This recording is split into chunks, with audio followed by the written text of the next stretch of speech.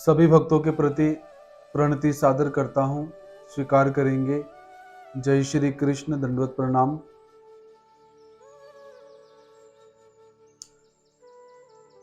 हम सबके परिवार के अंदर बहुत सारे संबंधी निवास करते हैं।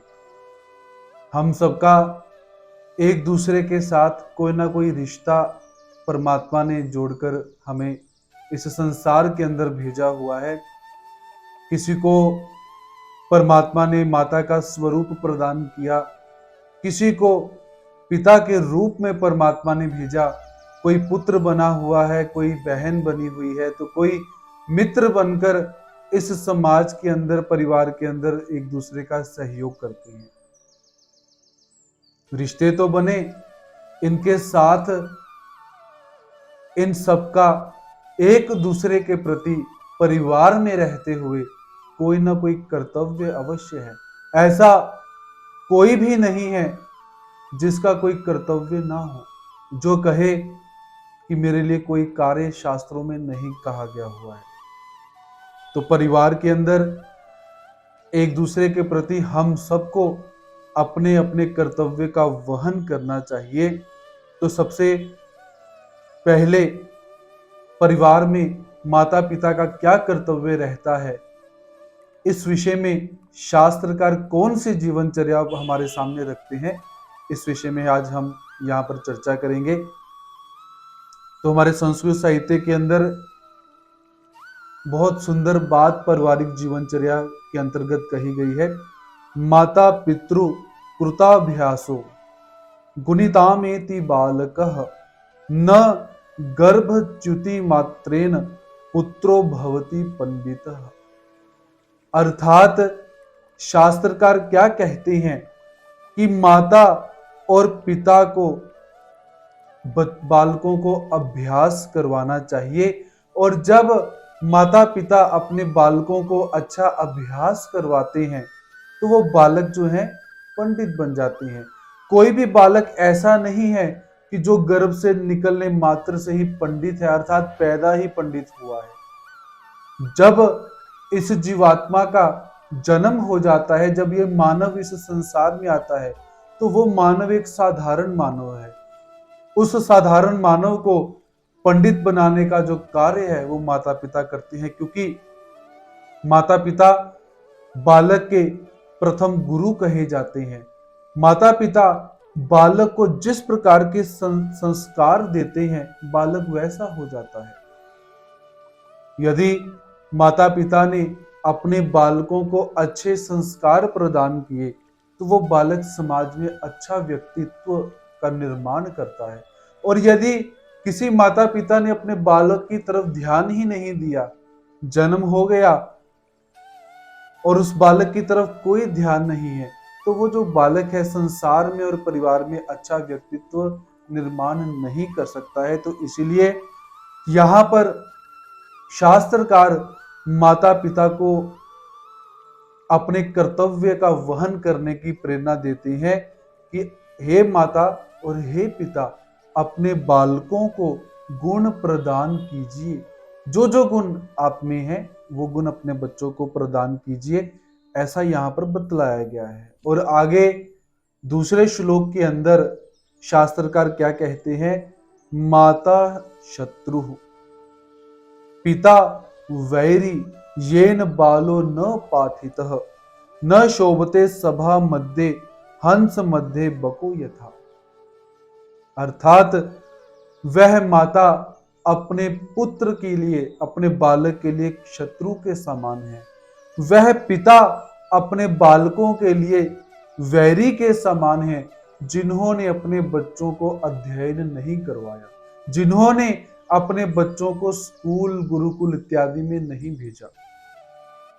तो जैसे हंसों के सभा के बीच में बगुला शोभा नहीं देता है, वैसे ही वह बालक जिसने विद्या का अध्ययन नहीं किया, जिसको माता पिता ने विद्या का अध्ययन नहीं करवाया, वो बालक भी समाज में शोभा को प्रदान नहीं करता है। इसीलिए माता पिता के द्वारा अपने बालकों को विद्या का अध्ययन करवाना चाहिए। आज के भौतिक समय के अंदर यदि मैं देखूं, सबसे पहले तो माता पिता के पास इतना समय ही नहीं है कि अपने बालकों को वो समय दे पाए।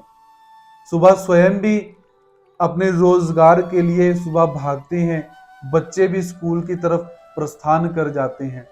सांझ को माता पिता भी देरी से आते हैं और बच्चे भी देरी से आते हैं। माता पिता के पास समय ही नहीं कि अपने बच्चों के पास बैठकर उनसे पूछ सके, उनको कुछ बता सके। तो याद रखिए, जो संस्कार माता और पिता अपने बच्चों को दे सकते हैं, वो संस्कार किसी भी स्कूल के अंदर जाकर प्रदान नहीं किए जाएंगे, ना प्राप्त किए जा सकते हैं।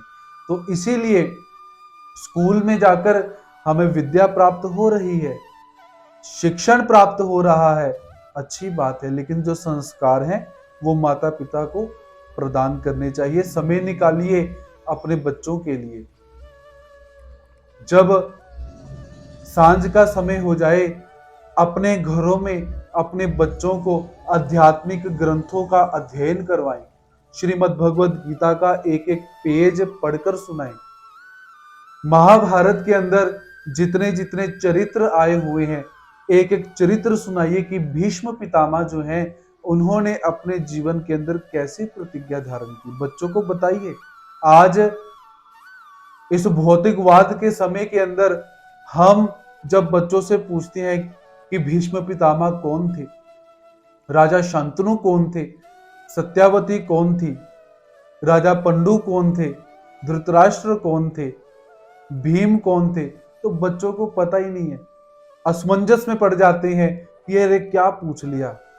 और यदि बच्चों को पूछो पठान, हाँ वो शाहरुख खान, वो एकदम से ध्यान में आ जाएगा। लेकिन राजा शांतनु कौन थे, उनके जीवन में उन्होंने क्या अच्छा किया, क्या बुरा किया, हम नहीं जान पाते हैं। इसलिए माता का सबसे प्रथम कर्तव्य अपने बालकों को संस्कार प्रदान करना है। और जब बालकों की संस्कार की नींव पक्की हो जाएगी, जड़ें पक्की हो जाएंगी, फिर बड़ा होने के बाद वो बालक कहीं भी चला जाए, वो अपने धर्म से, अपने संस्कार से कभी भी हिलेगा नहीं। आज हम क्या देखते हैं, आज की जो युवा पीढ़ी है वो क्या करती है, कुछ नशों की तरफ अग्रसर हो चुकी हुई है। और बहुत सारे युवा जो हैं अपने माता पिता को छोड़कर विदेश गमन कर जाते हैं, और विदेश गमन करने के बाद वहां पर ऐसे अपना कार्य में, रुझान में रुझ जाते हैं कि माता पिता का देहांत तो हो जाता है और वो बच्चे वापस भी नहीं आ पाते हैं। कारण संस्कार की कमी है। रोजगार अच्छी बात है, प्राप्त करना चाहिए, जहां से मिले वहां से प्राप्त करना चाहिए, किंतु बच्चों का अपने माता पिता से रुझान खत्म हो चुका है। ये गलती जो है वो माता पिता की कही जाएगी, क्योंकि माता पिता ने उन बच्चों को संस्कार प्रदान नहीं किए। जब परिवार के अंदर कोई विषमता का समय आ जाए, कोई दुख दर्द आ जाए, तो बच्चे फोन पर आज के समय में बोल देते हैं कोई बात नहीं, हम देख लेते हैं, कर लेते हैं, लेकिन कोई प्रेम संबंध नहीं रहा। कारण जुड़े ही नहीं है।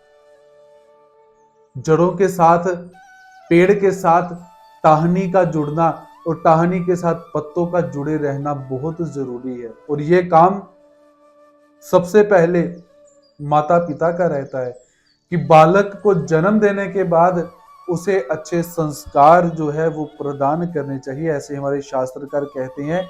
और भी बहुत सुंदर एक बात यहाँ पर कही गई है, तो शास्त्रकार कहते हैं, रूप यौवन संपन्ना विशाल कुल संभव विद्याहीना न शोभन्ते निर्गंधा इव किम शुका।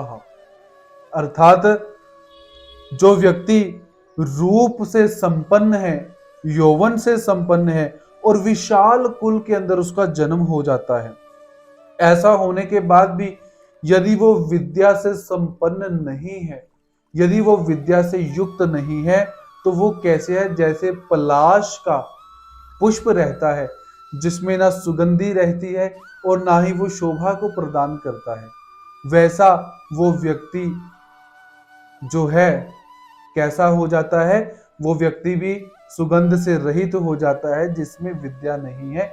इसीलिए विद्या को प्राप्त करें, विद्या को प्रदान करें। सर्वप्रथम माता पिता अपने कर्तव्य का वहन करें और उसके पश्चात जो बालक हैं वो अपने कर्तव्य का वहन करें कि हमने परिवार के अंदर रहना कैसे है।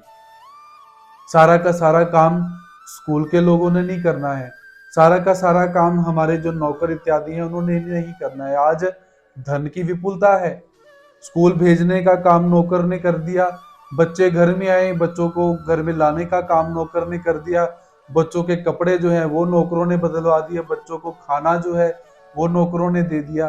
तो माता पिता का क्या काम, माता पिता क्या कहने के लिए माता पिता रह गए? ऐसा नहीं है। माता पिता को अपने कर्तव्य को समझना चाहिए और अपने कर्तव्यों का पालन भी करना चाहिए। तो ऐसी जीवनचर्या को यहाँ पर बतलाते हुए आप सबसे यही आशा करता हूँ कि आप सभी इस जीवनचर्या को अपने जीवन में धारण करेंगे और अपने जो इष्ट मित्र इत्यादि हैं उनसे भी साझा करेंगे। तो आज के लिए केवल इतना ही। सभी भक्तों को साधुवाद। जय श्री कृष्ण। दंडवत।